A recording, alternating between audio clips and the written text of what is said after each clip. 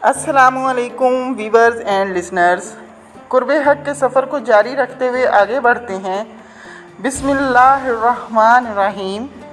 जनवरी 2005 के तीसरे हफ्ते के दौरान काकी इशरत आलिया ने मेरी बेगम को इत्तला दी कि बाबा रहमतुल्लाह अलैह की तबीयत ठीक नहीं है और वो इत्तफाक हस्पताल के ICU वार्ड में दाखिल हैं। इस वक्त मैं दफ्तर के लिए रवाना हो रहा था कि बेगम साहिबा ने फ़ौरन लाहौर जाने का मशवरा दिया और हम वक्त ज़ाया किए बगैर फ़ौरन लाहौर रवाना हो गए।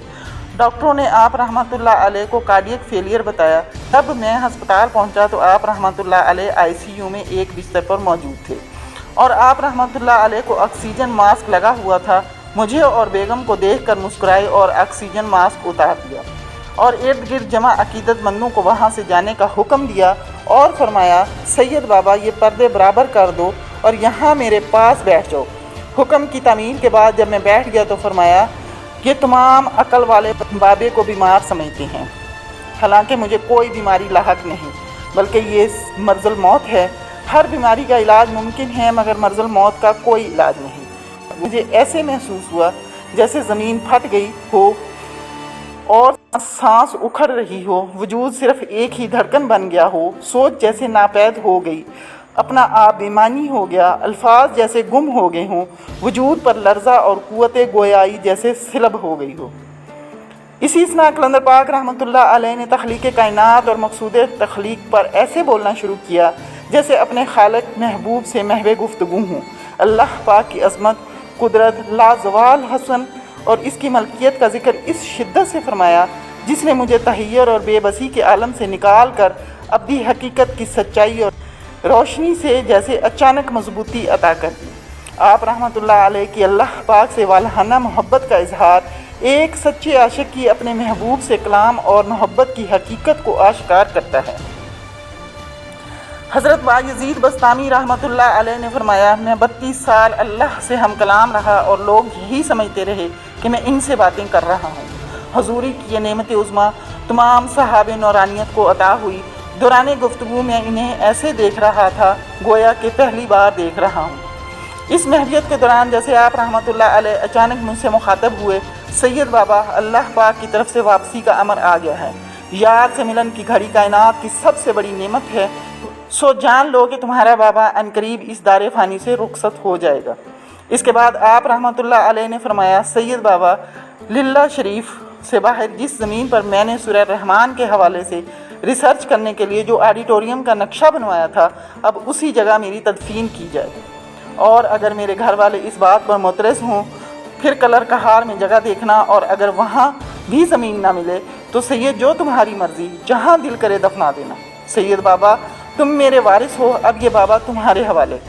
कांपते हाथों और लरजती ज़ुबान से अचानक मेरे मुंह से निकला, आप अपना हाथ मेरे हाथ में दे दें और आंखें बंद कर लें। न जाने कितना वक्त गुजर गया, मेरी धड़कन से एक ही आवाज़ आ रही थी, ए अल्लाह मेरे बाबा को इश्क की इंतहा अता फरमा, मसीहाई की दौलत बांटने वाले और मुर्दा कुलूब को ज़िंदा करने वाले को इंसानी मोहताजी से दूर फरमा। ए अल्लाह मेरे बाबा को इश्क की सलामती अता फरमा, तू रहमान है, रहीम है, करीम है, अजीम है, कादिर मुतलक है, बाबा को इश्क की इंतहा अता फरमा। मुझे वो याद तो नहीं, बस ऐसे था जैसे मैं रूबरू अल्लाह एक फरियादी के रूप में खड़ा था और न जाने कितनी देर गुजर गई। और इसी दौरान कलंदर पाक रहमतुल्लाह अलैह की एक नहायत प्यार करने वाली डॉक्टर मैमूना साहिबा की आवाज़ ने इस यकसुई को तोड़ा। वो कह रही थीं कि शाकर भाई आपकी आंखों में आंसू, आप रोते भी हैं। इस बात पर जब मैंने गौर किया तो देखा कि पूरा दामन भीग चुका था। कलंदर पाक रहमतुल्लाह अलैह ने ज़रा सख्त लहजे में डॉक्टर मैमूना साहिबा को वहाँ से चले जाने का हुक्म दिया और फरमाया, सैयद बाबा एक दफ़ा और यकसुई इख्तियार करो। फिर वही रूबरू, बस मेरे वजूद के एक एक ज़र्रे से एक ही आवाज़ आ रही थी, मेरे करीम और रहमान शहनशाह मेरे बाबा को इश्क की इंतहा अता फरमा, हर किस्म की इंसानी मोहताजी से दूर फरमा, मेरे मालिक मेरे करीम रब मेरे बाबा का इश्क सलामत रखी। इसी दौरान मेरी बेगम डॉक्टर इरम भी आ गई और उन्होंने जब बाबा जी कह कर आवाज़ दी तो कलंदर पाक रहमतुल्लाह अलैह ने फरमाया, सैयद बाबा आंखें खोल दो, बहुत मज़ा आया, पर्दे हटा दो, इन सब को बता दो बाबा तो कब का मर चुका, अब बाबे को मौत नहीं आएगी। मरन थी अगे मर गए बाहू ता मतलब नू पाया हो, कीती जां हवाले रब दे, असा ऐसा इश्क कमाया हूँ। आप रहमतुल्लाह अलैह ने हुक्म दिया कि सब डॉक्टरों को इकट्ठा किया जाए, पर्दे खोल दिए जाएं और इन सब को बताओ कि बाबा कौन है, ये सूरह रहमान का पैगाम क्या है। यूं सब डॉक्टरों और आईसीयू में मौजूद तमाम मरीज़ों को सूरह रहमान जैसी नेमत उज़्मा के बारे में बताया गया और दुआ करवाई गई। शाम के वक्त आप रहमतुल्लाह अलैह ने फरमाया, सैयद बाबा फिर वही यकसुई इख्तियार करो। चुनाचा एक बार दोबारा पूरी महवियत के साथ में बारगाह रब्बे ज़ुल जलाल में हाजिर हुआ। लू से एक ही आवाज़ जारी थी, ए मालिक, ए खालिक, ए रब्बे रहमान और रहीम, ए कादिर मुतलिक, ए जब्बार, ए कहार, ए अज़ीमुश्शान शहनशाह, मेरे बाबा का तू सबसे बड़ा गवाह है। तेरे इस अजीम दोस्त ने अपनी हर सांस इंसानियत के लिए वक्फ कर दी, हम जैसे मुर्दा कुलूब को ज़िंदा किया। ए मेरे खालिक, मेरे बाबा को इश्क की इंतहा अता फरमा, इनका इश्क सलामत रखी। फिर दोबारा ना जाने कितना वक्त गुजर गया और कलंदर पाक रहमतुल्लाह अलैह ने मेरी आंख खुलवाई। मेरी हालत ऐसे थी जैसे जिस्म से जान निकल गई हो, जैसे आग के तनूर में कोई जल गया हो। मैं इजाज़त लेकर बाहर चला गया और अस्पताल के बाहर खड़ा रहा, न जाने कितने सिगरेट पी गया। रात के तकरीबन 12 बजे मैंने घर जाने की इजाज़त मांगी तो फरमाया, सैयद बाबा एक बार यकसुई इख्तियार करो। मैंने आप रहमतुल्लाह अलैह का हाथ अपने दोनों हाथों में रखा और फिर अल्लाह पाक के हुजूर पेश हो गया। इस बार मुझे पता ही ना चला, बस ये हल्का सा एक शाइबा सा याद है कि मैं उसी रिद्धम में बारगाह करीमी में मौजूद था और कलंदर पाक रहमतुल्लाह अलैह मेरे साथ थे। कलंदर पाक रहमतुल्लाह अलैह ने आंख खुलवाई तो रात के 1-2 बजे का वक्त था। आप रहमतुल्लाह अलैह ने जाने की इजाज़त दी और फरमाया, सुबह का नाश्ता करके जल्दी आना।